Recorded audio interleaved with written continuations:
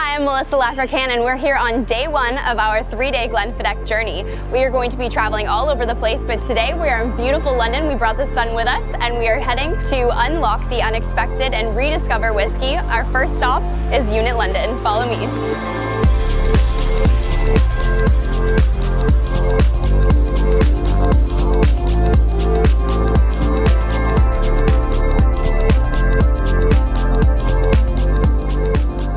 It's really important to me to be unconventional, because this world was built on just unconventional people, like people thinking differently, like people wanting to make, you know, what they were dealing with better, their situation better. Like unconventionalness is part of life, and that's how I feel being a Maverick.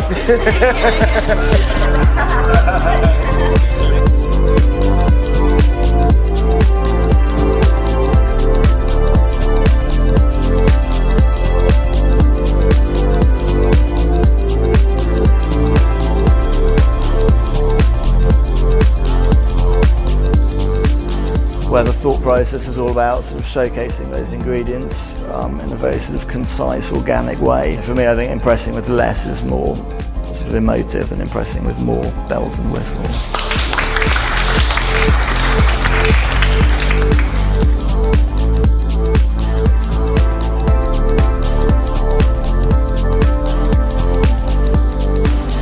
We just finished an amazing meal here at Daboo in London, and tomorrow we are headed to Dufftown, Scotland, where we are going to unlearn whiskey. We'll meet you there.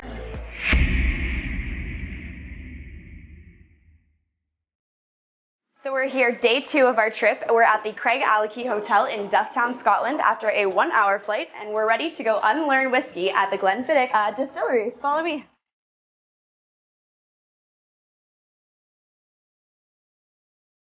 So we are at Glenfiddich Whiskey Distillery, and we are going to unlearn whiskey today, and we're heading into the whiskey lab to learn about the latest in whiskey collaboration. When you have a whiskey at full strength, sometimes it's a little bit closed because the alcohol is holding in lots of the flavour. So the simplest trick is to take a small amount of water, upset that balance of alcohol and water in the glass, and what you'll get is way more aroma and a much softer and more accessible taste. So basically it's vibrating at a certain frequency that's turning the whiskey into actual vapor, so I'm going to breathe it in. Really cool. Wow, yeah, that one works better, yeah.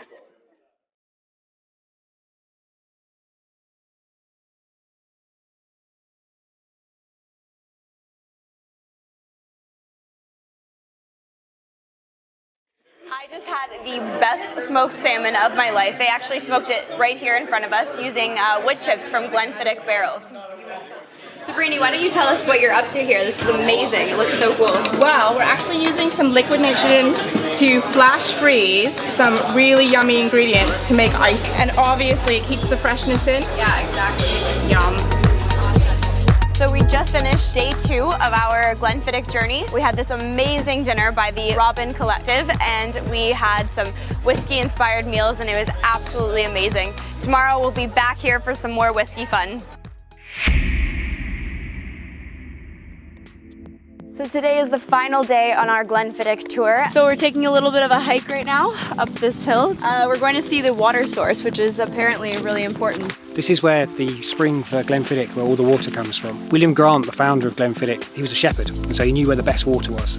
So when he decided to set up a distillery for the first time, this is where he chose, because the water's so amazing. When there's snow on the hills, this is where the fresh water comes down, and nothing can damage the water, because it's so important to the quality of the whiskey.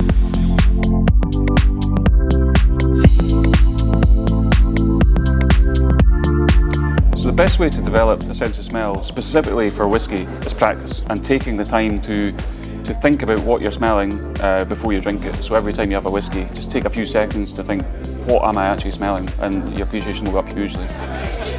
So we just did a little bit of nosing in the other room. It was really cool. We got to try smelling all the different whiskeys, and at the end we actually mapped out what exactly we were smelling and then compared it to essentially a professional noser, and I was completely off. It was terrible. Apparently I'm not a talented noser.